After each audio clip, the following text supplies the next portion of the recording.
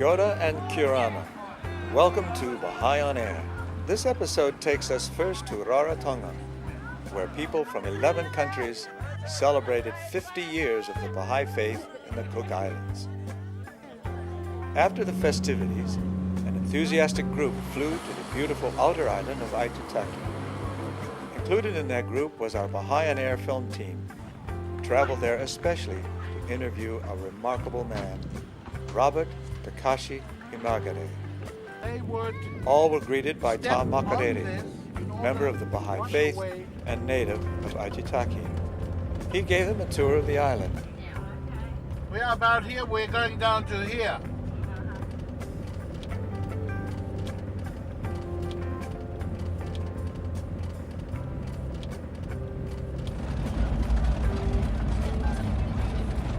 You are no longer strangers, you are Aitutakians. Later, they met up with Robert at an impressive resort for a very nice lunch. Robert is a compassionate man who has dedicated his life to the Baha'i faith and serving others. This Japanese American has lived in various places such as Reno, Nevada, Iran, Guam. For the last 10 years, this distant island of Aitutaki. Robert is a commercial artist, a teacher, and a Hawaiian dancer. On a beautiful beach near Robert's home, Tom Makarere conducts our interview. Welcome to Baha'i on Air, Robert. If you don't mind, I will call you Robert because that's how I've known you all these years. Everybody on the island calls me Robert. Robert, tell me about your parents. Oh, my mother and father both came from Kagoshima, which is in Japan. Since my father lived in Hawaii a long time and I do Hawaiian dancing, everyone thinks I'm part Hawaiian. But my father went to Hawaii when he was a young man. And after many years there, the family arranged a marriage for him. And he went back to Kagoshima to marry my mother. So my mother was interested in the marriage because she knew then she'd get a chance to live in America and she wanted to improve her English. And immediately after the marriage, they moved to California, where I was born. Tell me about your early childhood then. My mother became a Christian in Japan and she took me to the Japanese Methodist Church. And my father was Buddhist and he took me to Buddhist things. I thought I understood Christianity at the time until a Buddhist friend of mine came to me and asked so many questions about Christianity that I realized I was just going to church out of habit. So we went on a religious search, studying the Catholic, the Protestants, all the other branches, including Islam and Judaism. And after our search, both my friend and I felt, oh, why is it that each one thinks they're the right ones and the others are wrong? If there is a group that believes in all the religions of God as coming from the same God, please, God, guide me to it. But I didn't realize a World War II will happen that it caused me to move to Reno, Nevada, where I found the Baha'i faith. Let's talk about your education in general, part of which you're just telling me. Yes, besides the church training, I went to the elementary school and then went to high school. This is in Oakland, California. Oakland, California. In Oakland, California. Right. And then I started going to the University of California. But after being there for a year, World War II started. And for unknown reasons, but the reason that was given was that if the Japanese soldiers came to California, it would be difficult to distinguish who was the American citizens and who were the Japanese soldiers.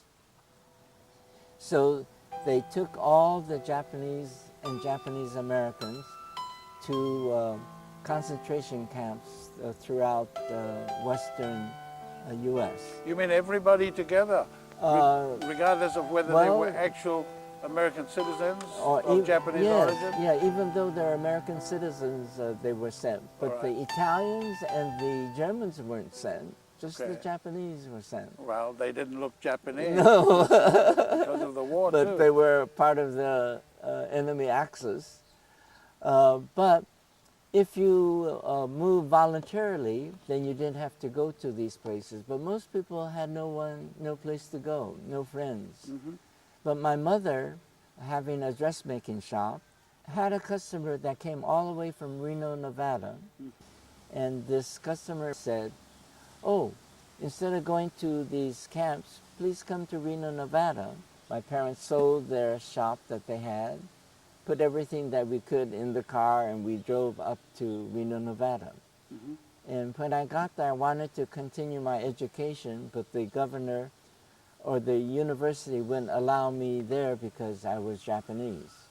And the governor wouldn't allow any more Japanese or Japanese Americans to come the next day because everyone was uptight, and Yes. so it's understandable. But it was fortunate that we were able to stay there, and God must have had his purpose, because when we went to investigate a dressmaking shop for sale in the heart of the town of Reno, my mother went, and when we entered the shop, the woman says, "Welcome, come in, I'm a Baha'i." And I said, "Bahu?" I investigated with my friend all the religious group. I've never heard of this one. So I accepted the invitation to go to a Baha'i fireside, which is like a discussion, informal discussion meeting. People ask questions, and someone will be there to explain what the Baha'i faith is about. And I was startled when they said, "The foundation of all religion is one." And I said, this is exactly what I was looking for. But I also like the idea of religion and science should go hand in hand, because I was brought up in the Methodist Church, and their interpretation of the Bible was very limited. You know, God creating the world in 7 days, et cetera, et cetera. But when you went to college, 6 days, and rested on the seventh, thank you.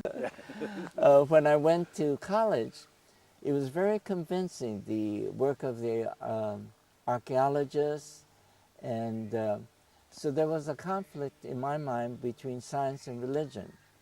But when I went to the Baha'i meetings, I realized that science is good because it can help mankind, but it can also be used for the destruction of mankind, and it needs moral guidance of religion.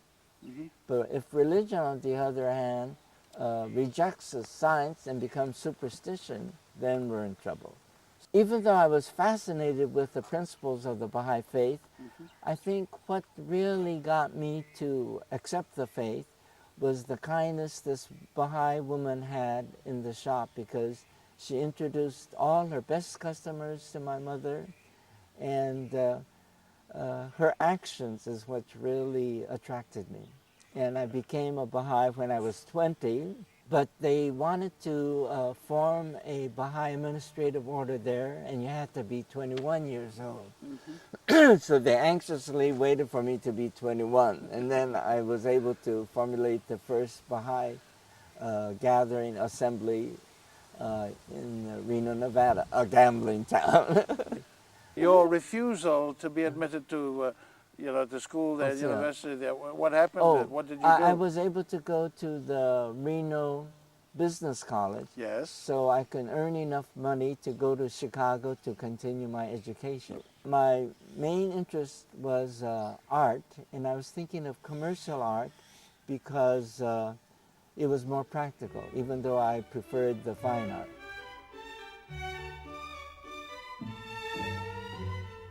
While I was learning at that commercial art school, I went to the Baha'i House of Worship, which is nearby in Wilmette.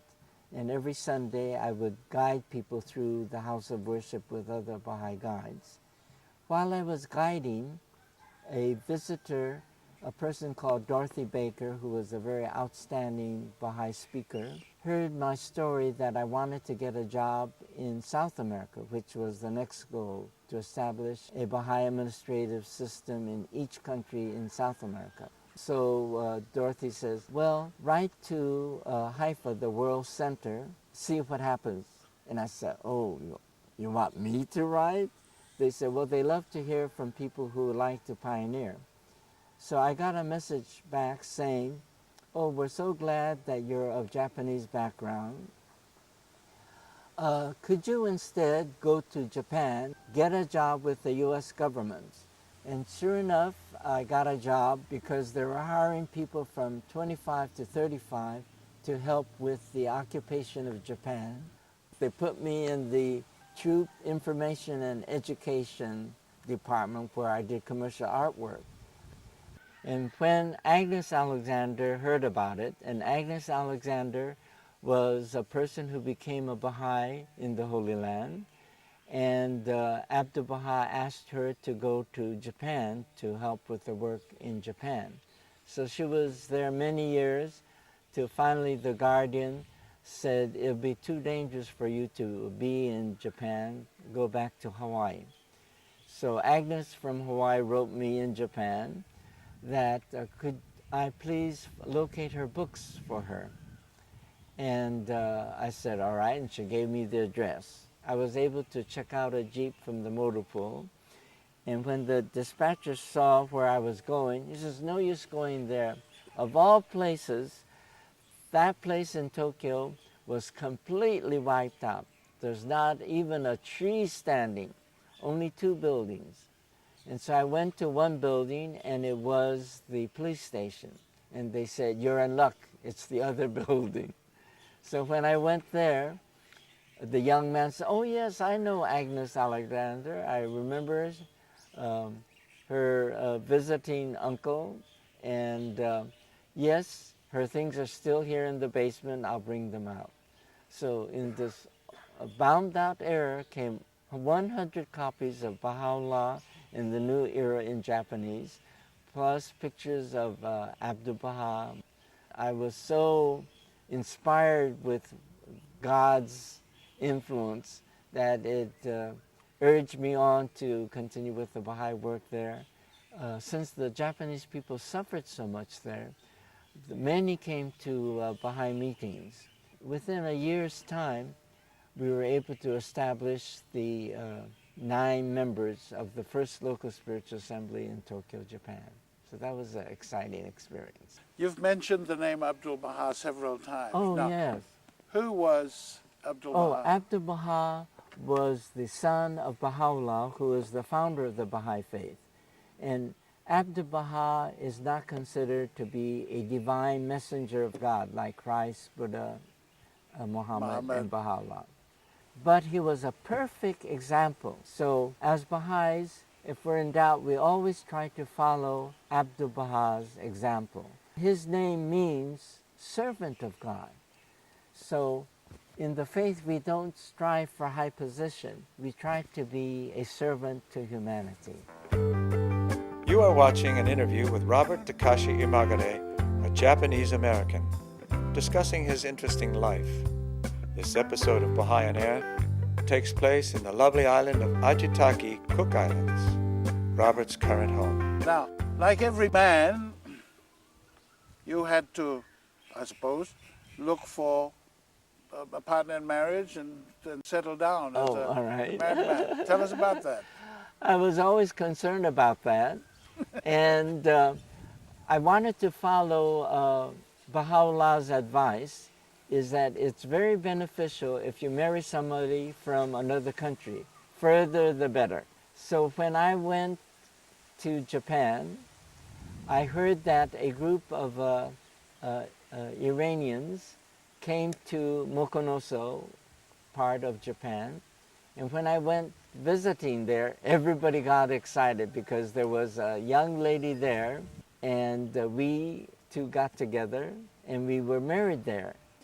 Then I had one child born in Japan, Dorothy, born in Kobe, Japan, and then we had to leave the country, and we took our newborn baby with us, and I returned to the U.S., got a job in Guam, and we were able to establish the first Baha'i body there.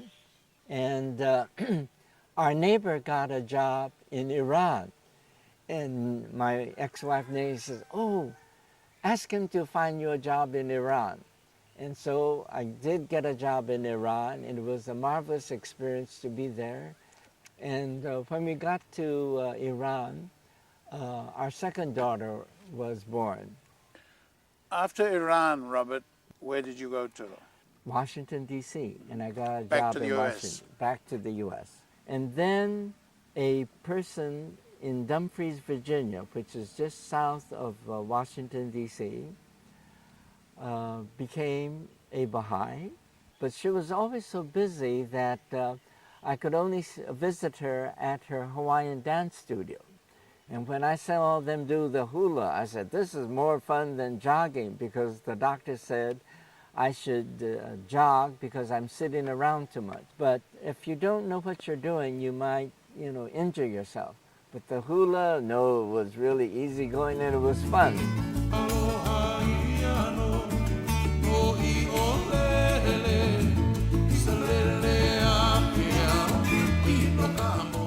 And it cured me of my arthritis in my lower back. Besides that, I learned the beautiful Polynesian culture, how before the coming of the missionaries, they really had a concept of a universal God. But it was taboo to mention his name, and he was before our vision and comprehension. And that's why you can talk about the attributes of God, like a tree growing or a volcano exploding. And as you know, a volcano creates islands, so it was a creator. When the Hawaiians prayed, they chanted. Here in this country, they use the pe'e.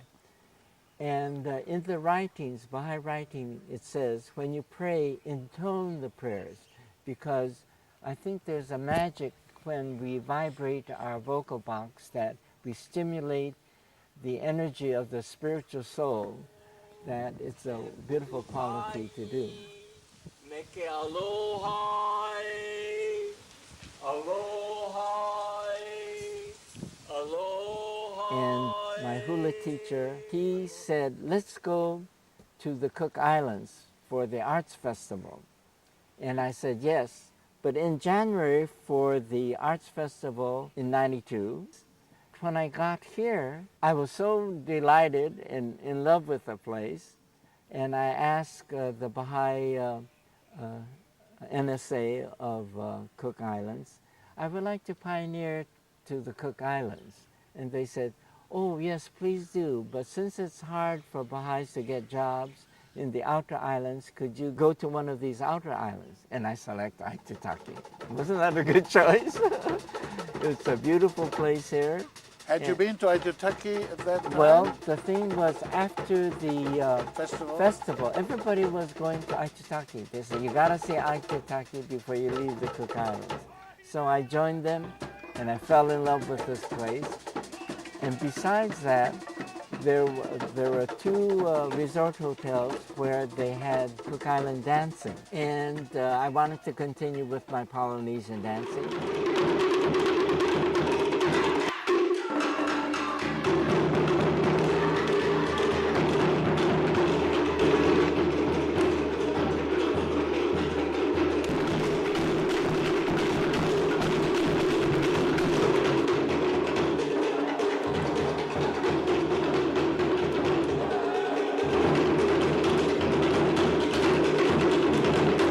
how old were you at that stage of your life? Oh, I was 71 years old. Of course, now it's been 10 years, so I'm 81 now.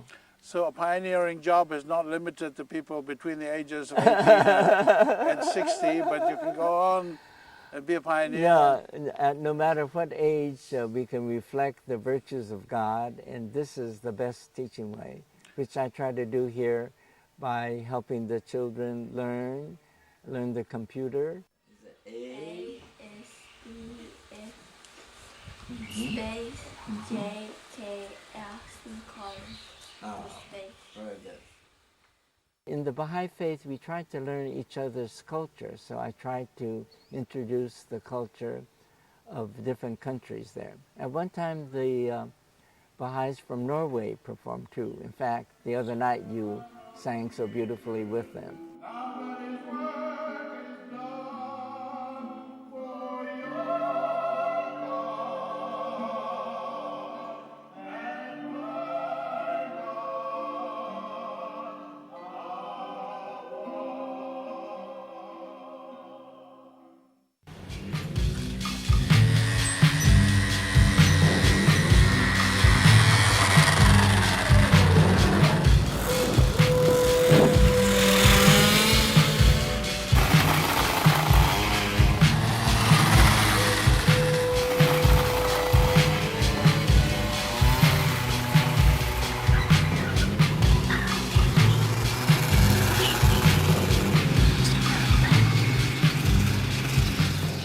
Explain a little about the virtues and what you did with the virtues. I like the Virtues program because it first describes 52 virtues like kindness, helpfulness, respect, assertiveness, honesty, trust, and these qualities that all human beings have this potentially within ourselves.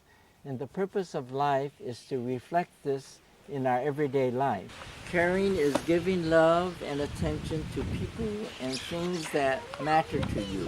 When you are care for someone, you pay a lot of attention to them and take an interest in what is happening to them. When you do a careful job, you give it your very best effort. Even this one on assertiveness is very good for adults because here on the island people tend to be a little bit shy, and they say, could you do this for me? And everyone would say yes to be polite.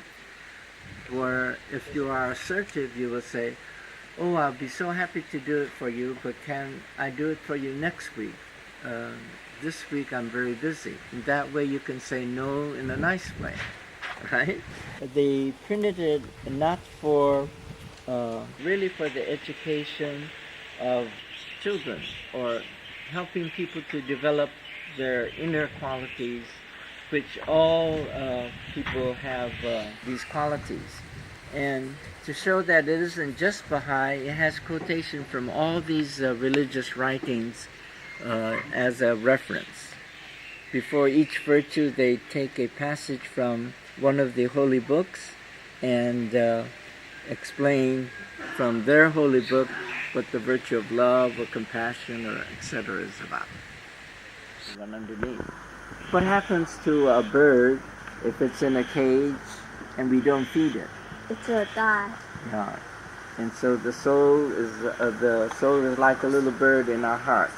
How do we feed the bird in our hearts, the soul? By pray, read the holy word and the virtue guide. Very good. At the college, we had a virtues class. At the elementary school, we had a virtues class. But besides that, I offered to help the children at the elementary school to learn how to read. How did you get into the elementary school? How did you get the permission to get to there and the college that you mentioned? The elementary school was easy.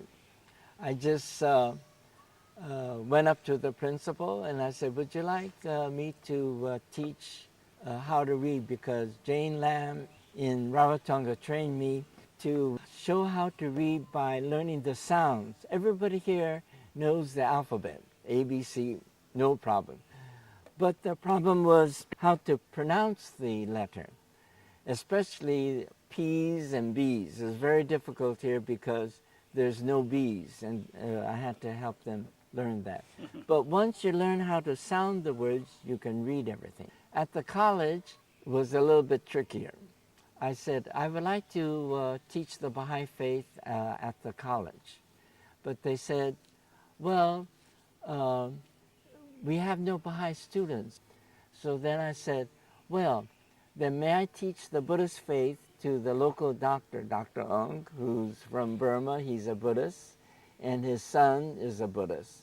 And they said yes, and the son agreed. He was so delighted because it gave his friends an opportunity who were Christians to understand the Buddhist faith first. So I started teaching the Buddhist faith during religious training hour at the college. Since Buddha encouraged the development of virtues, that's the whole theme of his 4 ways and 8 golden paths. And so I was using the virtues program. And one time the principal came about to see what I was doing.